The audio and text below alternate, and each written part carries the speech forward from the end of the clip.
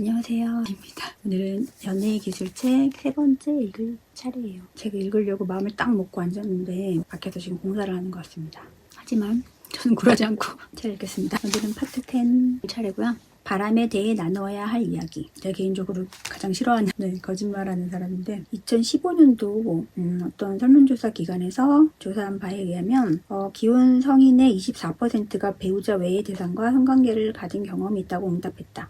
남성은 20대에서 25%에서 50대, 51%까지 연령대가 높아질수록 경험률이 높아졌고 여성은 상대적으로 낮은 10% 정도의 연령별 차이는 거의 없었다. 평균적으로 4명 중 1명이 불륜을 저지르고 50대가 되면 두 부부 중 한 부부는 남편의 불륜으로 인한 문제를 겪는다는 의미이다. 너무 놀라운데요? 현실인가요? 이건 2015년도 자료예요. 일단 불륜에 대한 심리학적 이해가 필요한 이유에 대해 설명해 주신다고 합니다. 심리학은 기본적으로 사람을 바라볼 때 아무리 도덕적으로 문제가 있어 보이는 행동을 하더라도 판단하지 않고 관찰을 한다. 그의 성장 배경과 상황에 비춰보면 겉으로 이상한 행동이라도 왜 그렇게 행동했는지 이해할 수 있다는 관점을 갖고 접근하기 때문이다. 불륜의 원인 3가지를 말씀해 주셨어요. 첫 번째, 개인의 자율성과 커플 간 결속력 사이의 불균형. 두 번째, 관계 안에서 서로 변화되어야 한다는 요구와 있는 그대로 받아들여야 주는 것 사이의 불균형. 세 번째, 애정을 서로 주고받는 정도에 있어서의 불균형. 불륜을 겪는 커플은 공통으로 관계에 있어 중요한 3가지 균형 중 하나 이상이 깨어져 있다. 이런 불균형은 서로 너무 구속하거나 반대로 너무 무관심한 관계 안에서 상대를 위해 전혀 변하려고 하지 않거나 서로 있는 그대로 받아들여 주는 면이 너무 부족한 관계. 한 사람만 상대에게 애정을 일방적으로 주고 상대는 반응하지 않는 등의 불균형한 특징을 보인 관계로 나타났다.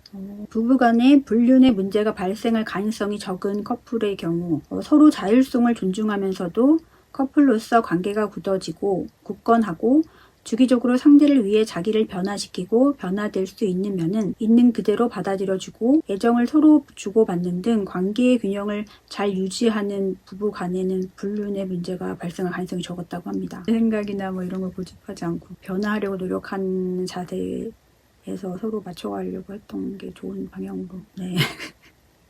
너무 당연한 거지만 이게 힘들 수 있죠. 근데 어려운 부분은 관계의 균형 시점에 완성된 후 끝나는 게 아니라 계속해서 서로 맞춰가며 노력해야 유지될 수 있다는 점이다. 네, 그렇죠. 일방적으로 한 사람만 노력해서는 안 되죠. 같이 노력해야죠. 그럴 자세가 있는 사람이 결혼해야 될 것 같습니다. 네, 서로 노력할 자세를 가지신 분만 결혼하세요. 불륜 관계를 맺는 4가지 유형의 사람들. 첫 번째, 사냥꾼 유형. 사냥꾼 유형은 불륜을 시작하며 기존 연인 관계를 파괴하는 역할을 하는 사람이다. 그들은 사냥하듯 이미 인자가 있는 사람을 사랑하는 것을 좋아하지만 막상 그 사람을 자기 손에 넣으면 꼭 흥미를 잊는다. 근데 이게 문제가 그들은 심리적 발달 과정에서 부모 자녀 간에서 벗어나지 못하고 애착관계에 대한 불안을 갖고 있다. 부모를 이성으로 보는 걸 말하는 것 같아요. 모르겠다. 그래도 사냥꾼 유형이 그런 심리적 발달 과정에서 이루어졌다는 얘기를 하시네요.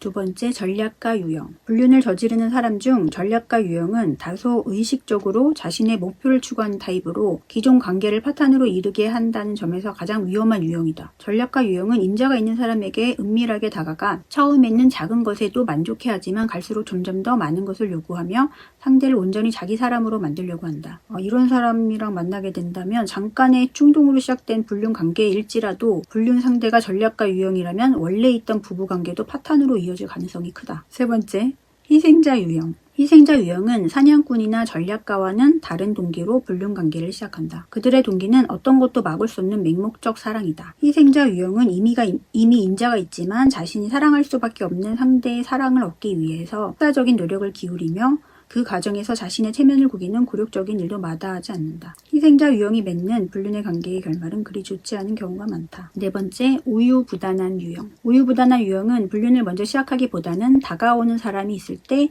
수동적으로 불륜 관계를 이어가는 타입이다. 결단력이 약하거나 무의식적으로 결정 자체를 피하면서 불륜 관계를 지지부진하게 존속시키는 역할을 한다. 불륜도 유형이 있대요. 하는 게 너무 웃기네요.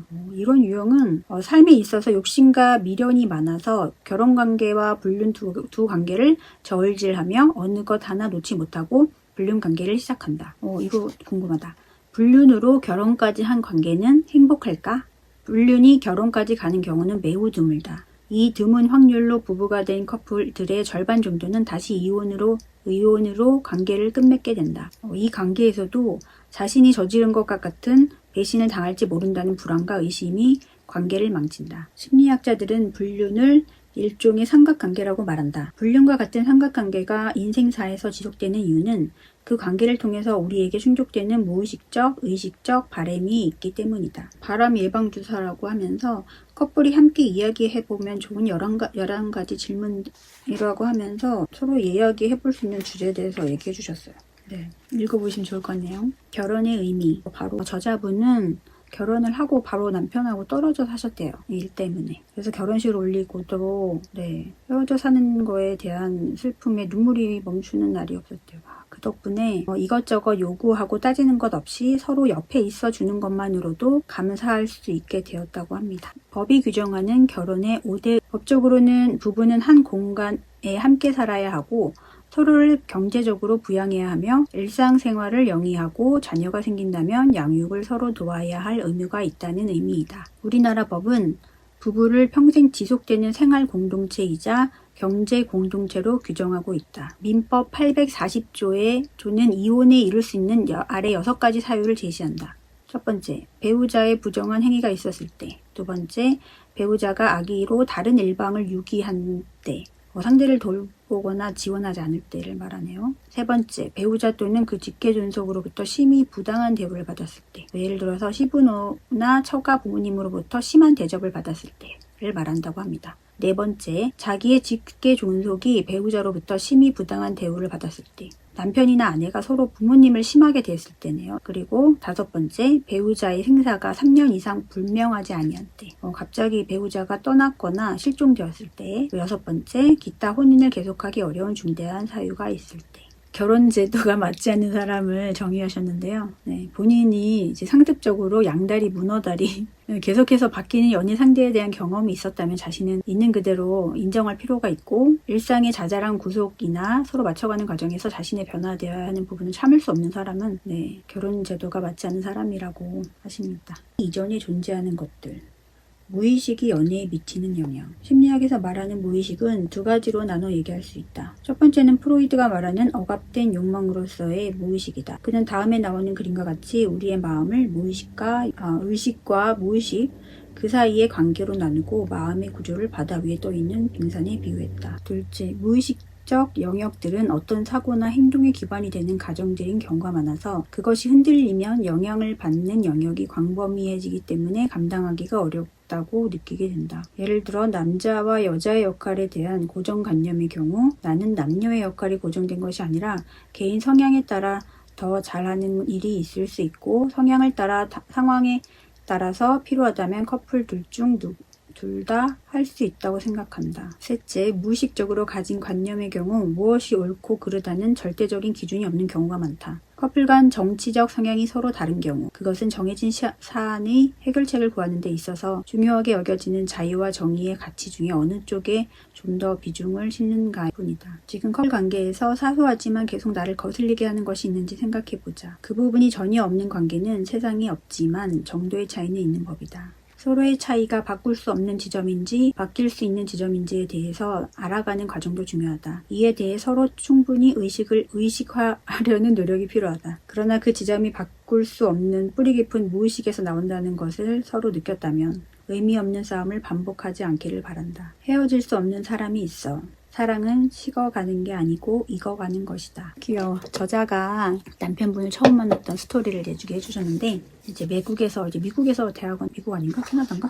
하여튼 외국에서 대학원 공부를 하면서 이제 우연히 이제 같은 기숙사의 사람을 만나신 거예요. 반갑고 서로 이제 재밌게 심심할 때 얘기도 하고 친해졌는데 이제 점점 친해지고 수다도 가끔 자주 떨고 했는데 과자를 자주 챙겨주셨나 봐요, 남자분이. 그런데 이제 우연히 남자 가족을 만난 적이 있었는데 그때 때 남편분이 과자를 줬었다. 이제 그 얘기를 했더니 그 가족들이 매우 놀라면서 농담 반 진담 반 이렇게 반응했다고 합니다. 그건 걔가 세상에서 가장 아끼는 걸 준 거야. 거의 자신의 모든 걸 준 거라고 볼 수 있지. 먹는 걸 맛있는 초콜릿이랑 과자를 준 건 자신의 모든 걸 준 거였대요. 준 거라고 생각할 수 있대요. 그러니까 마음을 이렇게 과자로 표현하셨나 봐요. 처음 이제 프로포즈 하면서 노란 장미 꽃다발에 초콜릿 과자와 함께 카드를 써서 주셨는데 그 내용에 널 처음 봤을 때부터 특별한 느낌이었고 지금까지 우리가 길에서 마주쳤던 건 순전히 우연이라는 게 아니라 자신이 일부러 결과였다고 얘기하셨다고 합니다. 그리고 좋다고 하면 서로 사귀자는 메시지가 있었대요. 결혼하시고 바로 떨어져 사실 수밖에 없었던 스토리를 얘기해 주셨는데 개인적으로는 어떤 내용인지 조금 많이 와닿아서 안타깝고 공부하시면서 어쩔 수 없이 하셨던 얘기를 했는데 내용은 제가 읽어드리기엔 너무 기니까 읽어보세요. 눈물 날 것 같아.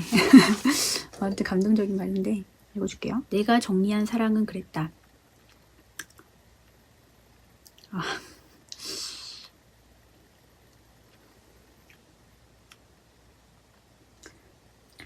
절대로 헤어질 수 없는 어떤 상황도 우리의 관계를 끊어내지 못하는 것이 사랑의 본질이라고 정리했다. 그러니까 어떤 상황도 우리의 관계를 끊어내지 못하는 것이 사랑의 본질이라고 정리하셨는데 너무 멋진 말인 것 같아요. 결혼이 연애의 끝이 나며 사랑에는 분명히 끝이 있는 게 아니냐고 묻는 이들에게 내가 해주고 싶은 말이 있다.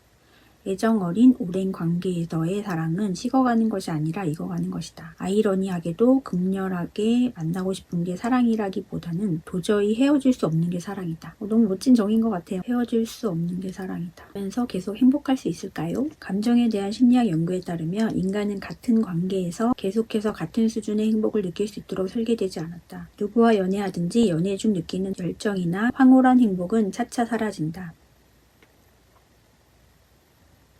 행복을 연구해온 미국 하버드대 다니엘 길버트 교수는 우리는 행복을 얻어내는 것이 아니라 우연히 행복에 걸려 비틀거린다 라고 말했다. 우리가 의도적으로 노력해서 행복해지기에는 감정의 작용과 반작용의 법칙이 너무 오묘하기 때문이다. 일단 제가 연애의 기술이란 책을 다 읽었습니다. 어떤 심리학자가 쓴 책이라 심리학 이론과 접목해서 얘기해 주셔가지고 저는 굉장히 만족스럽게 읽었습니다. 그리고 지루하지 않게 저자님의 어린 시절 사랑 얘기 그리고 결혼했던 분과의 사랑 얘기도 중간중간에 재밌게 얘기해 주셔가지고요. 저는 진짜 대만족. 별이 5개라면 5개를 드리고 싶습니다. 이분이 또 책을 쓴다면 무조건 사볼 것 같고요. 이게 2013년도 1월 20일에 초판을 1세 인쇄하셨거든요. 전 개인적으로 많은 분들이 이 책 보셨으면 좋겠고 정말 대박나 2세, 3세 계속 찍어내시고 또 두 번째 연애의 기술이란 책을 쓰셨으면 좋겠다 생각을 합니다. 저는 절대적으로 추천드리고 싶은 책입니다. 연애의 기술입니다. 강추. 나중에 4번째 책으로 돌아오겠습니다. 안녕.